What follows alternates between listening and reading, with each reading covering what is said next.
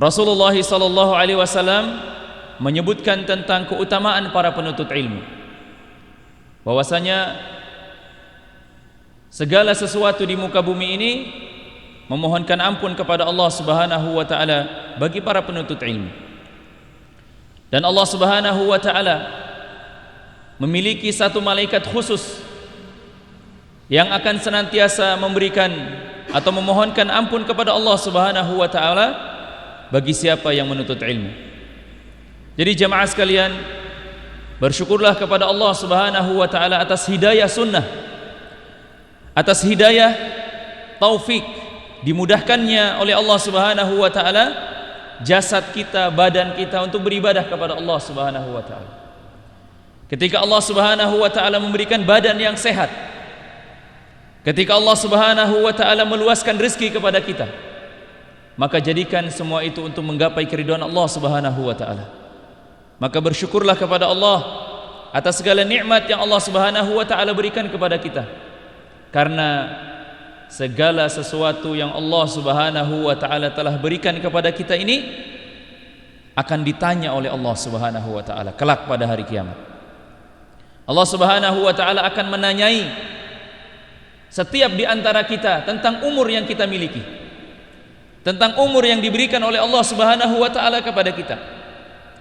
Allah Subhanahu wa taala akan berhadapan pada suatu hari nanti, akan mempertanyakan untuk apa masa muda kita. Allah Subhanahu wa taala kelak akan berhadapan dengan kita pada yaumul hisab, hari di mana segala amal perbuatan manusia akan ditimbang, hari di mana amal perbuatan kita akan ditimbang oleh Allah Subhanahu wa taala. Allah akan menanyakan tentang dari mana harta yang kita peroleh dan kemana harta itu dibelanjakan. Dan Allah Subhanahu wa taala akan menanyai kepada kita tentang nikmat sehat yang telah Allah Subhanahu wa taala berikan kepada kita. Sebagaimana sabda Rasulullah sallallahu alaihi wasallam di dalam hadis Bazzar yang diriwayatkan oleh Imam At-Tirmidzi, bahwasanya Rasulullah sallallahu alaihi wasallam bersabda, "La tazalu qadama 'abdin yaumal qiyamah hatta yus'al an umrihi fima afnah."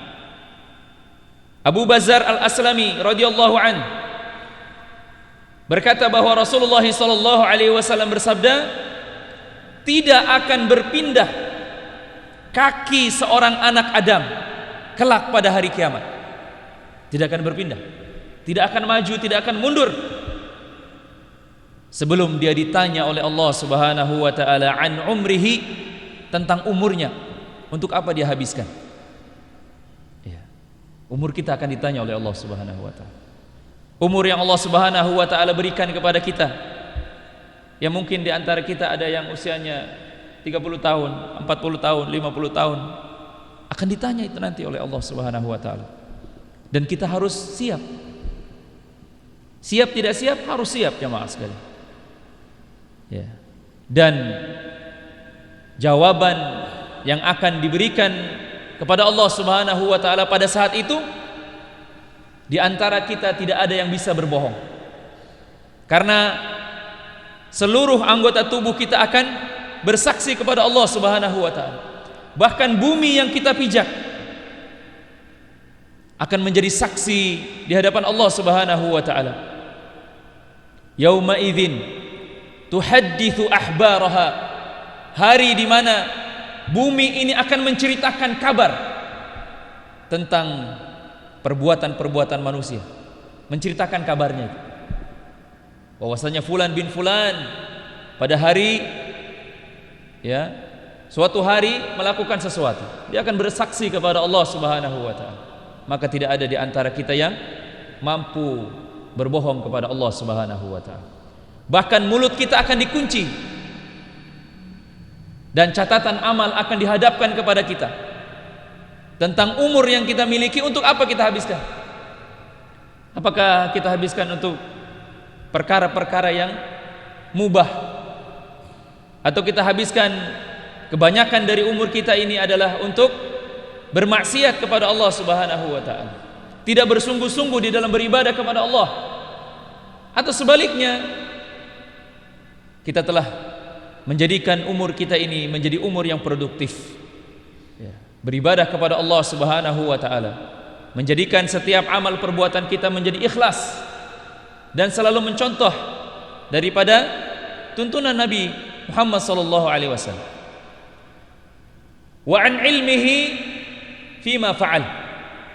Rasulullah melanjutkan, setelah Allah Subhanahu wa taala mempertanyakan tentang umur kita, kemudian Allah akan mempertanyakan tentang ilmu yang kita miliki. Ya.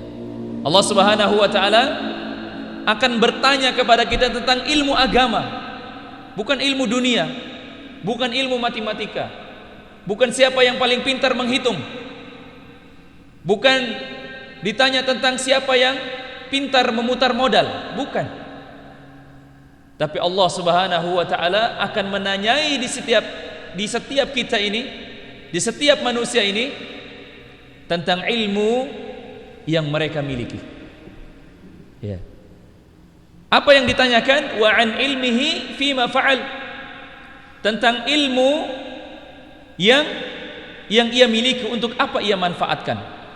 Apakah dia menghabiskan umurnya, menghabiskan hidupnya untuk mempelajari agama ini, ataukah dia bermasa bodoh, ataukah dia menganggap bahwa agama yang dia pahami sekarang ini itulah agama yang dia tahu, sehingga dia tidak mau menambah ilmu agamanya, sehingga dia tidak mau memperbaiki bagaimana tata cara sholatnya, dia tidak mau memperbaiki daripada bacaan Al-Qur'annya, dia tidak mau mencari tahu tentang kondisi ilmu agamanya. Maka ini akan ditanya oleh Allah Subhanahu wa taala.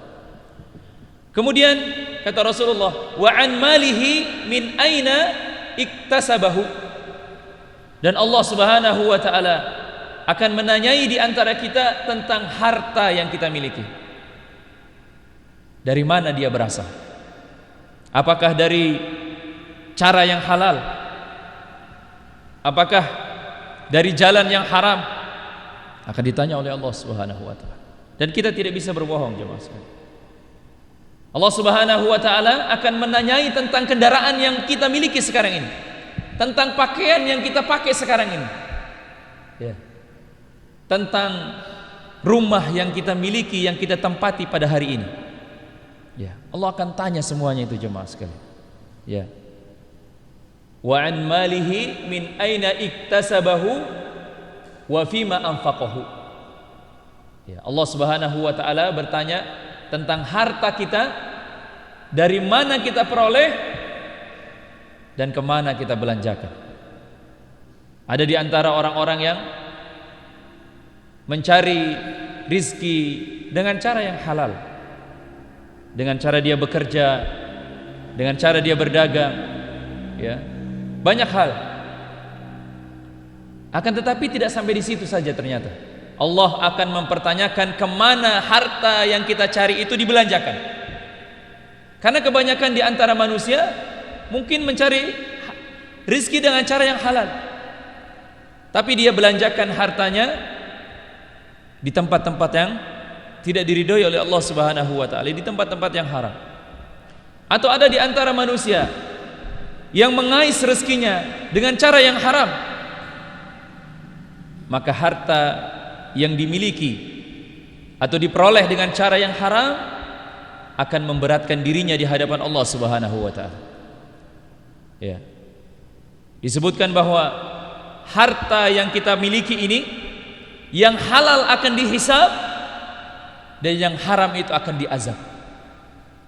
Ya, yang halal akan dihisab, yang haram akan diazab oleh Allah Subhanahu. Dan ingat jemaah sekalian, kata Rasulullah sallallahu alaihi wasallam, tidak ada satu daging yang tumbuh dari tubuh manusia itu dari barang-barang yang haram, maka dia berhak untuk masuk ke dalam neraka. Ya. Daging yang tumbuh dari makanan yang haram, maka dia berhak untuk disiksa oleh Allah Subhanahu wa taala. Ya. Kira-kira bagaimana kalau dari badan kita ini sudah ada di antara daging yang tumbuh, apakah tangan kita, kaki kita, wajah kita berasal dari makanan-makanan yang haram? Ya, kita berlindung kepada Allah Subhanahu wa taala dari itu semua. Ya. Karena Allah Subhanahu wa taala akan mempertanyakan hal ini, jemaah sekalian. Maka hendaklah di antara kita berhati-hati. Bagaimana cara kita memperoleh harta ini?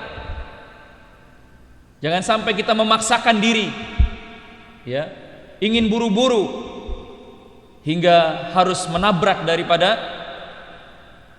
koridor-koridor yang diralang oleh syariat. Kemudian jemaah sekalian, kata Nabi sallallahu alaihi wasallam, wa an jismihi fima ablah. Allah juga akan mempertanyakan tentang jismihi, badannya, badan kita. Untuk apa kita gunakan?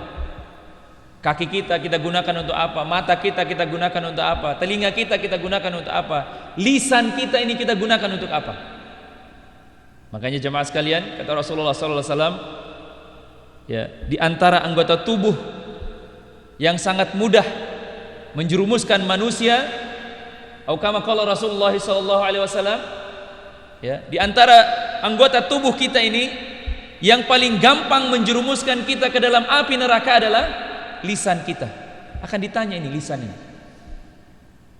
ya, karena dia mudah jemaah sekalian, ya, untuk bermaksiat kepada Allah Subhanahu wa taala.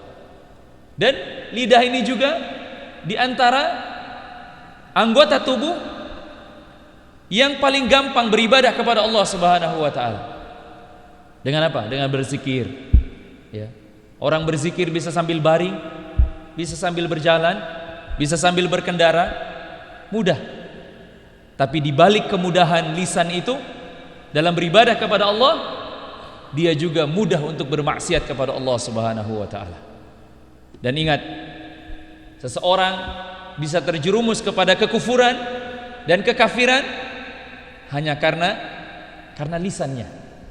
Ya. Jadi bukan harus dia pindah agama, tidak harus. Kadang-kadang manusia tergelincir kepada kekafiran hanya karena lisannya, ya, ketidaksadaran, ya, lisannya. Maka jemaah sekalian, inilah diantara perkara-perkara yang akan ditanyakan oleh Allah Subhanahu wa taala. Dan ingat kata Rasulullah, kaki kita tidak akan berpindah dari tempat kita berpijak sampai Allah Subhanahu wa taala mempertanyakan tentang umur kita, mempertanyakan tentang ilmu yang kita miliki, mempertanyakan kepada kita tentang harta yang kita miliki, dari mana asalnya dan kemana kita belanjakan. Kemudian tentang badan kita akan ditanya oleh Allah Subhanahu wa taala. Ya. Maka beruntunglah orang-orang yang, ya, yang mampu menjadikan kehidupan kesehariannya itu, ya, untuk mencari keridhaan Allah Subhanahu wa taala. Ya. Sangat beruntung di antara orang-orang yang Allah Subhanahu wa taala berikan taufik ketika badannya mudah untuk mendekatkan diri kepada Allah Subhanahu wa taala. Ya. Kita dapat perhatikan jemaah sekalian, ya, di sekitaran kita banyak di antara orang-orang yang tidak tuli dan tidak buta juga. Ketika mereka mendengar panggilan azan, ketika mereka melihat banyaknya masjid-masjid yang dibangun oleh kaum muslimin, semakin banyak masjid dibangun tapi tidak menunjukkan, ya, ruh daripada keislaman itu muncul di setiap masjid. Karena semakin banyak masjid itu dibangun, justru lebih menunjukkan kepada banyaknya perpecahan. Banyak di antara menunjukkan, ya, kemunduran kaum muslimin. Ya. Karena apa jamaah sekalian? Ya, bisa jadi karena banyak hal. Di antaranya adalah karena banyak di antara kaum muslimin tidak menjadikan agamanya sebagai pondasi hidupnya. tidak menjadikan agama itu sebagai tujuan daripada hidupnya. Dia tidak tuli, dia tidak buta. Setiap hari mendengarkan azan, tapi dia tidak tergerak hatinya untuk mendatangi masjid. Ya. Dan sebaliknya jamaah sekalian, ada di antara manusia yang mungkin tempatnya jauh dari masjid, tapi ketika dia mendengar atau dia sudah mewanti-wanti kepada dirinya bahwa di waktu sekian, di jam sekian, ya, dia harus datang ke masjid, maka dia pun harus datang ke masjid. Karena ternyata rahasianya jamaah sekalian, bukan karena jauh dekatnya sebuah masjid yang harus ditempuh oleh seseorang, tapi karena memang hati ini yang ya masih jauh daripada ya keridhaan Allah Subhanahu wa taala. Maka jamaah sekalian, dengan hadis yang telah kita baca dan insyaallah kita pahami ini, kita dapat mengambil suatu pelajaran yang sangat istimewa. Bahwasanya Nabi SAW mengabarkan kepada kita, tidak akan seseorang itu melewati yang namanya hisab, perhitungan amal di hadapan Allah Subhanahu wa taala sebelum mereka ditanyai oleh Allah Subhanahu wa taala tentang dirinya. Dia tidak akan lewat jemaah sekalian. Ya, tidak akan lewat. Ya. Allah Subhanahu wa taala akan menanyai tentang hidupnya. Untuk apa dia habiskan? Kemudian Allah Subhanahu wa taala akan menanyai tentang ilmunya. Apakah ia mempelajari karena Allah atau bukan? Apakah ia mengamalkan ilmu yang telah dia pelajari atau tidak? Apakah ia menyampaikan kepada orang yang berhak atau tidak? Nah, ini jamaah sekalian, menjadi PR kita bersama, ya, menjadi kewajiban kita bersama. Karena menyebarkan agama ini bukan hanya tugasnya seorang dai, bukan hanya tugasnya seorang khatib, bukan hanya tugasnya seorang imam, tapi setiap manusia mempunyai kewajiban. Setiap muslim memiliki kewajiban untuk menyampaikan agama yang mulia ini sampai ke pelosok-pelosok negeri. Ya. Apakah dengan akhlak kita, apakah dengan adab yang kita punyai, apakah dengan ilmu yang kita miliki. Kemudian Allah Subhanahu wa taala akan menanyai tentang harta kita. Dari mana kita peroleh? Apakah statusnya halal atau haram? Untuk apa dibelanjakan? Untuk perkara-perkara yang mendatangkan keridhaan Allah atau sebaliknya? Kemudian yang keempat, Allah Subhanahu wa taala akan menanyai badan kita, akan menanyai kekuatan yang kita miliki, akan menanyai tentang kesehatan yang kita miliki.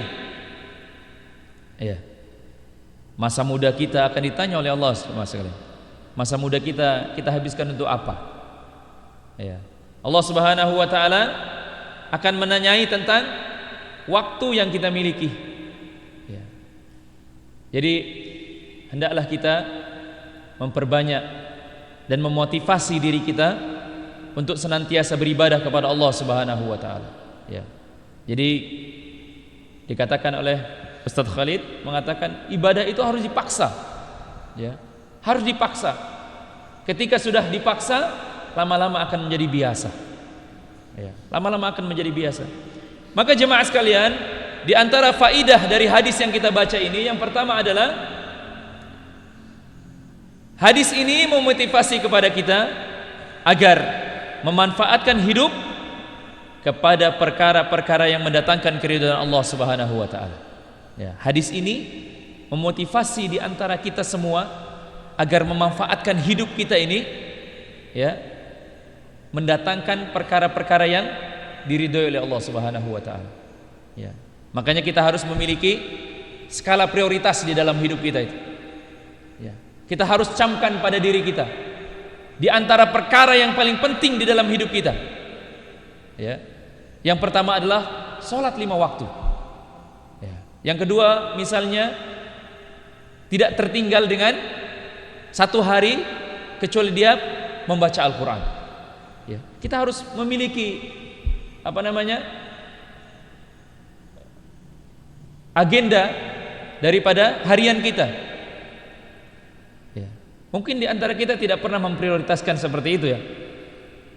Paling-paling ketika malam kita sudah berpikir, oh besok saya mau kerja, ya jam sekian harus begini. Ya. Tidak pernah memprioritaskan dan mengancam diri kita agar sholat waktu tepat di tepat waktu, sholat tepat waktu. Kemudian harus setiap minggu memotivasi dirinya untuk menuntut ilmu misalnya. Harus memotivasi dirinya untuk satu hari harus meskipun hanya satu ayat misalnya membaca Al-Quran. Harus memotivasi dirinya meskipun satu hadis dia harus baca dalam sehari misalnya. Ya. Agar waktu yang kita miliki ketika ditanya oleh Allah Subhanahu wa taala kelak, ya, kita tidak malu. Ya, kita tidak menyesal. Ya. Dan ingat jemaah sekalian, penyesalan yang paling menyesal dan tidak akan bisa diperbaiki adalah ketika sudah berada di akhirat. Ya. Penyesalan itu tidak akan terobati. Ya. Karena kita tidak akan mungkin mampu beramal lagi. Kita tidak akan mampu sholat lagi. Karena pada hari itu tidak ada amal, yang adanya hisab. Sedangkan sekarang ini ketika Allah Subhanahu wa taala masih memberikan kepada kita nyawa, masih memberikan kepada kita hidup, sekarang ini hanya amal, belum ada hisab. Ya. Maka jemaah sekalian, nikmat Allah Subhanahu wa taala kepada hamba-hambanya adalah sangat banyak, dan ia akan ditanya oleh Allah Subhanahu wa taala tentang nikmat yang ia dapat dari Allah. Akan ditanya. Sehingga ia harus meletakkan nikmat-nikmat Allah Subhanahu wa taala pada perkara-perkara yang mendatangkan keridhaan Allah Subhanahu wa taala. Ayat ini. Jadi nikmat yang Allah Subhanahu wa taala berikan kepada kita ini, ya, kelak akan ditanya.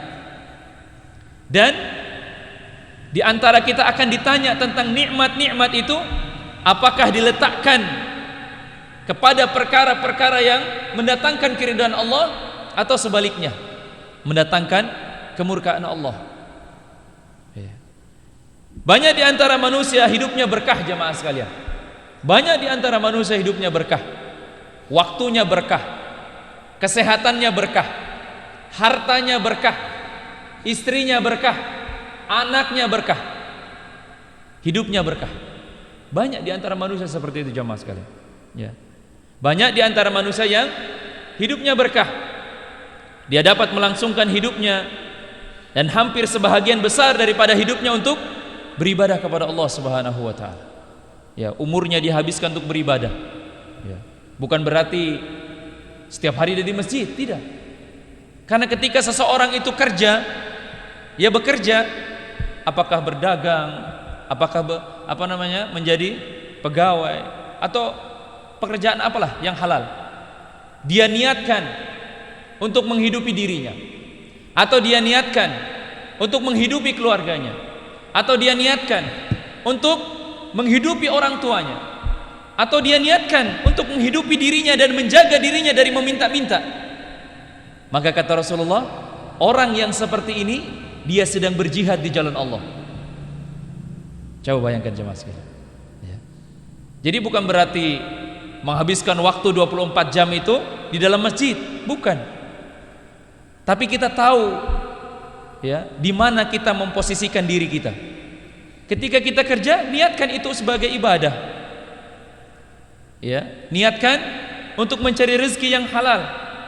Sehingga kita keluar dari rumah itu berada di bawah keridhaan Allah Subhanahu wa taala. Ya.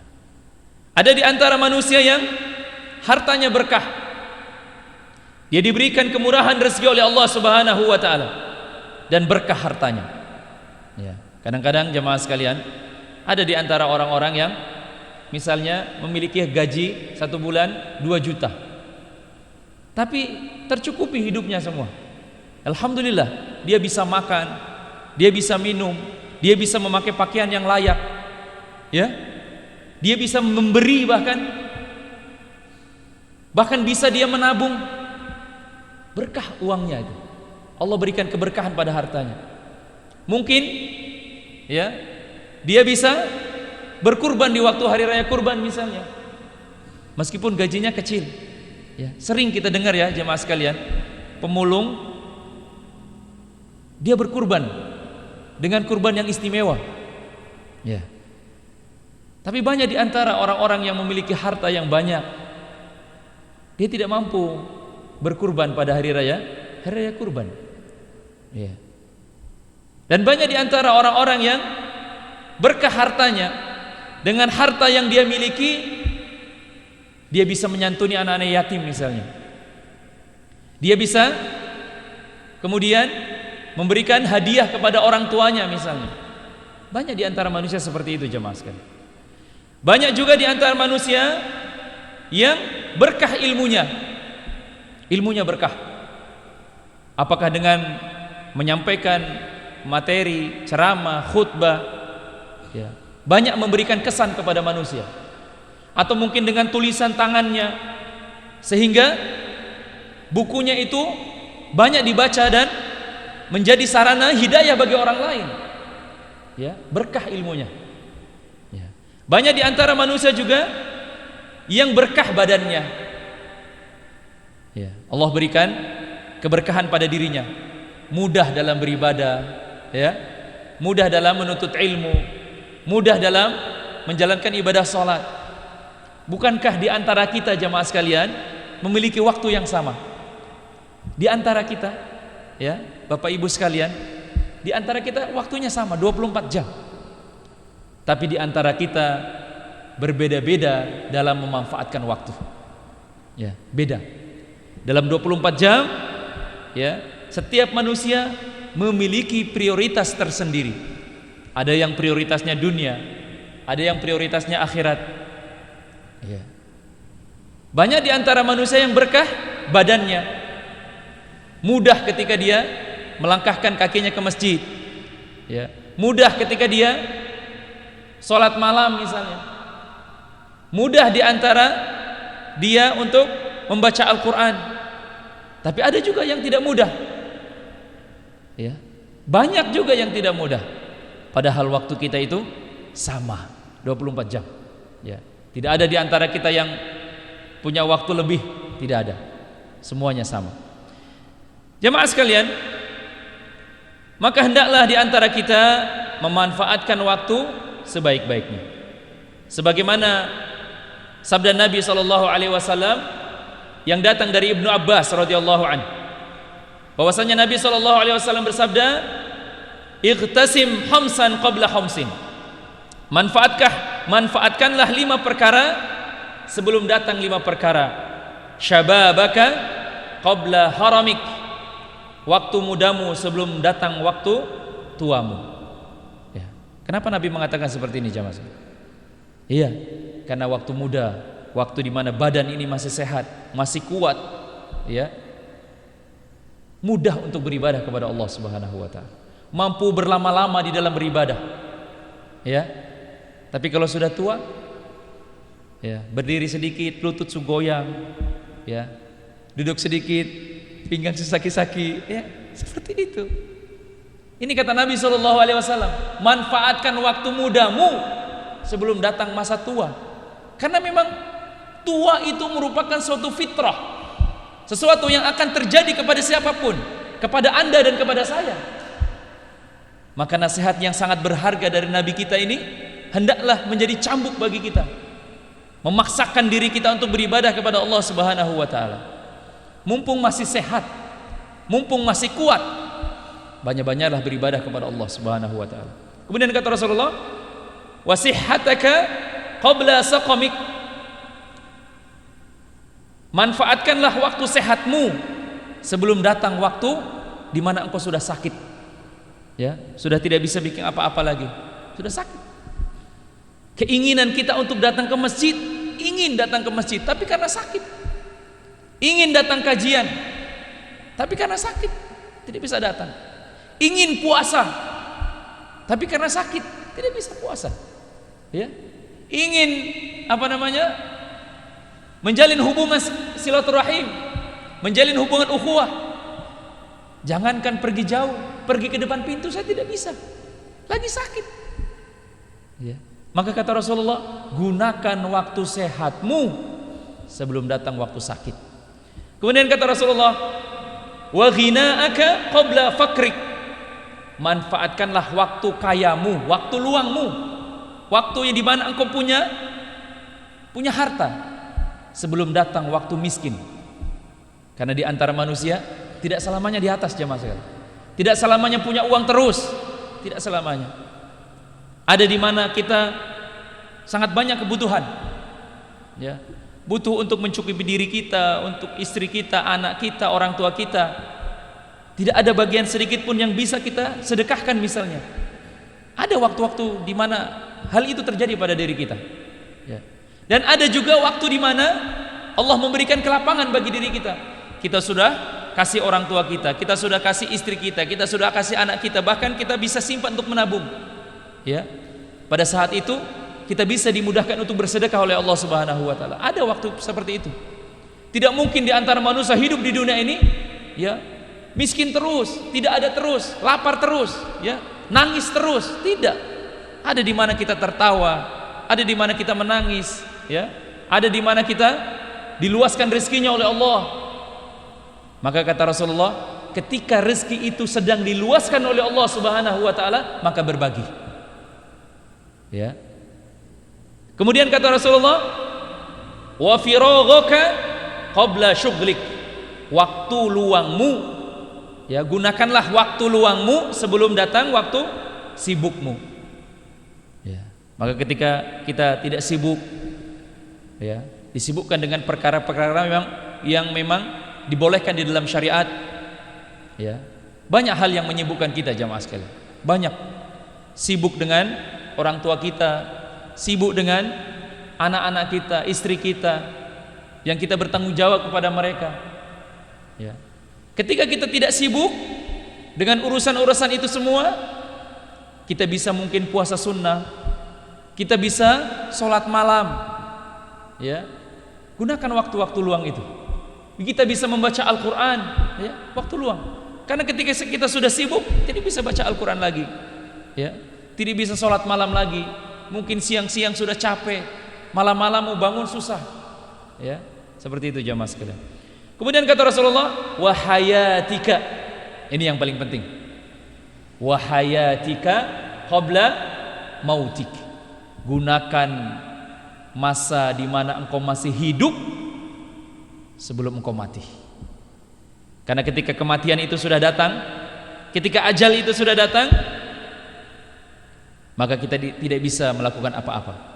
Meskipun kita hanya ingin berucap kepada ahli waris kita agar harta yang kita miliki disedekahkan di jalan Allah, sudah tidak bisa lagi, ya. Meskipun hanya ingin sholat 1 rakaat saja, ya, tidak bisa lagi, karena kita sudah meninggal dunia. Maka jemaah sekalian, gunakanlah waktu kita dengan sebaik-baiknya. Jadikan waktu yang kita miliki dalam sehari waktu yang lebih banyak mendekatkan diri kepada Allah Subhanahu wa taala. Maka inilah di antara pentingnya kita menuntut ilmu. Kita bisa membagi waktu kita. Kita bisa tahu mana yang harus kita prioritaskan. Ya, dengan kita menuntut ilmu, kita bisa tahu mana yang harus kita dahulukan. Apakah perkara-perkara tentang kehidupan akhirat kita, ataukah perkara-perkara dunia kita? Karena ingat jemaah sekalian, nikmat yang Allah berikan kepada kita akan ditanya oleh Allah, akan ditanya, ya. Dan kaki kita tidak akan berpindah pada hari kiamat kecuali Allah Subhanahu wa taala menanyai semua apa yang kita telah terima dari Allah Subhanahu wa taala. Demikian jemaah sekalian, semoga Allah Subhanahu wa taala memberikan kita kemudahan di dalam beribadah kepada Allah Subhanahu wa taala, dan semoga Allah Subhanahu wa taala senantiasa memberikan hidayah dan taufik kepada kita agar kita mudah di dalam meraih keridhaan Allah Subhanahu wa taala. Kita tutup pertemuan kita dengan membaca doa kafaratul majlis. Subhanakallahumma wa bihamdik, asyhadu an la ilaha illa anta astaghfiruka wa atubu ilaik. Wa akhiru da'wana anil hamdulillahi rabbil alamin. Assalamualaikum warahmatullahi wabarakatuh.